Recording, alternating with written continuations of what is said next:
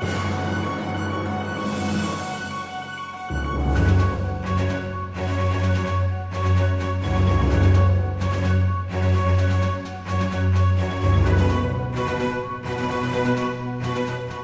morning, Santa Barbara, and welcome to FWB News. This is the 3 a.m. segment with me, Quinn Gonzalez, my boy, Ryan Goggins. We have a very interesting segment for you today. It's about the improper disposal of batteries. That's right, Quinn. Improper battery disposal has been a hot topic around the city lately. It's definitely one we should discuss. Today we'll be discussing about general information of batteries, the issues that are brought up in disposing them, and the possible solutions. Welcome back, ladies and gentlemen. Now, a battery is a container consisting of one or more cells in which chemical energy is converted into electricity and used as a source of power. There are two kinds of batteries. Primary batteries are used once and discarded. Common examples are the alkaline batteries used for flashlights. Secondary batteries can be discharged and recharged multiple times using the power from a wall socket. Examples include lead-acid batteries that are used in vehicles. You're absolutely right, Ryan. I know. You see, folks, what makes these batteries so toxic to humans and other organisms are the materials it's made out of. These materials include lead, mercury, and lithium, which are all heavy and hazardous materials. Do you know that the average American throws away about 8 household batteries per year? That adds up to more than 2.5 billion, which can wrap around the earth more than 6 times. Wow, I did not know that. You do now. That's amazing. I know. But I did know this. The AA, C, and D cell batteries that power electronic toys and games, portable audio equipment, and a number of other gadgets make up 20% of the household hazardous materials in America's landfills. Also, all the batteries thrown in landfills and improperly disposed weigh around 85,000 tons collectively. Amazing. That topic blows my mind. Now we go to our reporter in the field, Jacob Villarreal. Thanks, Quinn.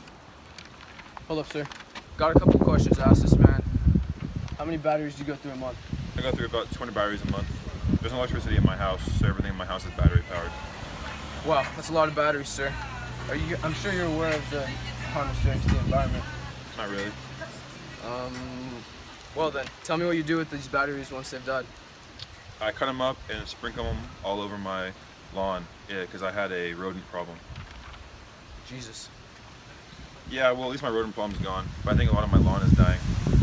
Alright, that's all we have for you, Quinn. Back to you guys in the station. Wait, Jacob. I have another pedestrian here I need to ask a few questions. Please, sir, tell me how many batteries you go through a year and what you do with those batteries once they have died. Well, I like to use more rechargeable batteries rather than primary ones, so I don't always have to be throwing them away. And a lot of my resources aren't really battery powered anyways, so I would just say a couple a year.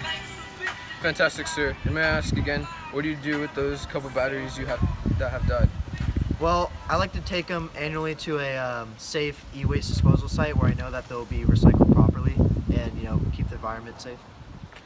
Excellent, sir. You're that role model everyone needs. Thank you. Thank you, Jacob! Now, we've just heard from random pedestrians about how they discard their dead batteries, and we've gotten 2 very different responses. I'm sure everyone watching the show has a way as well. So this begs the question, which way is the proper way?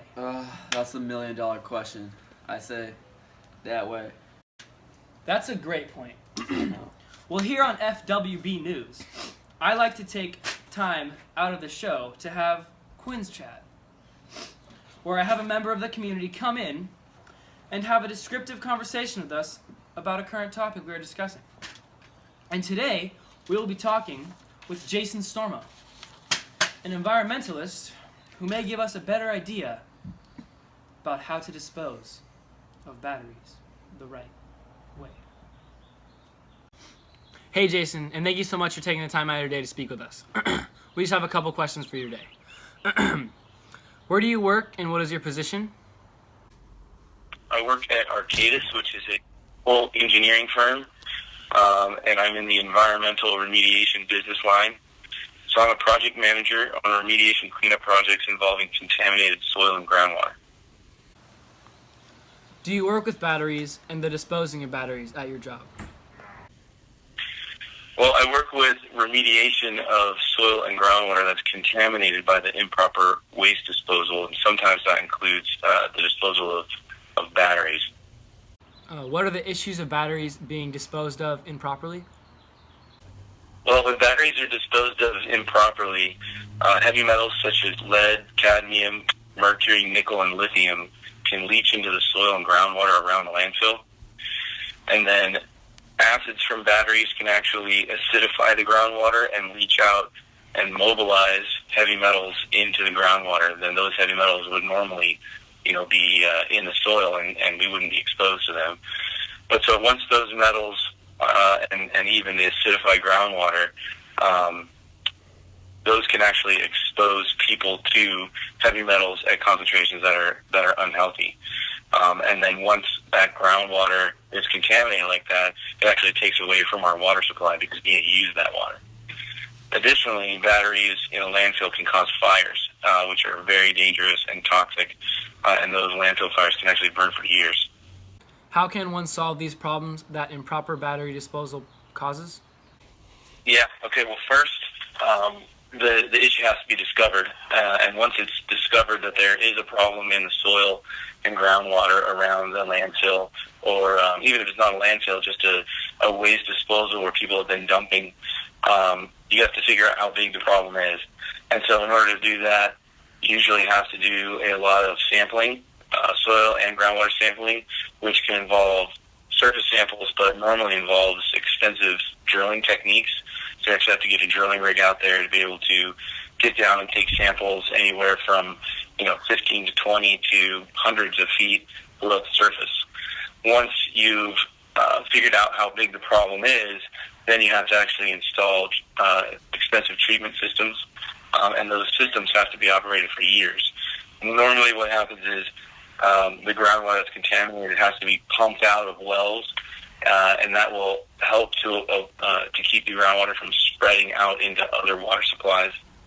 And then once that water is pumped out, it has to be treated, and treating that water is also extremely expensive.